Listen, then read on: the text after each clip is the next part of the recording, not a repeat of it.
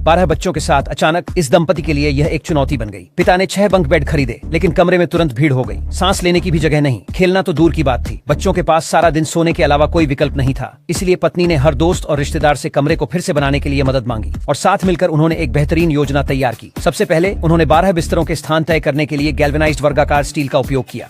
Aunty से कुछ रुपए उधार लेकर उन्होंने विस्तार स्क्रू खरीदे ताकि सब कुछ दीवारों से मजबूती से जरा रहे और कुछ न हिले। नीचे वाले बंक्स को फोर्स कॉलम्स का सहारा मिला, जबकि ऊपरी बंक्स को स्टील फ्रेम से सुरक्षित किया गया। ठोस लकड़ी के पैनल्स में कवर किए गए ये पर्यावरण अनुकूल बिस्तर 10,000 साल तक चलने के लिए बनाए गए हैं। प्रत्येक को एक नरम गद्दा मिला ताकि आरामदायक रात की नींद हो सके और दुर्घटनावश गिरने से बचने के लिए लकड़ी के गार्ड रेल लगाए गए। नरम दीवार की पैडिंग ने अतिरिक्त आराम का एहसास दिया। अतिरिक्त आकर्षण के लिए उन्होंने छिपे हुए लाइट स्ट्रिप्स के साथ लकड़ी के बक्से बनाए, जिसमें बच्चों की पसंदीदा किताबें और साहित्यिक क्लासिक्स रखी जा सके। एक छोटा सीलिंग फैन ऊपर हवा का संचार बनाए रखता था और बच्चे एक दूसरे से टकराए बिना स्वतंत्र रूप से घूम सकते थे। अब सोना एक दैनिक अनुष्ठान जैसा महसूस होता था, विशेष और व्यवस्थित। तब कमरे के बाईं तरफ लड़कियों के लिए निर्धारित किया गया था, जिसमें 2 बड़े रोलर ड्रॉर थे, जिन्हें 6 खंडों में विभाजित किया गया था।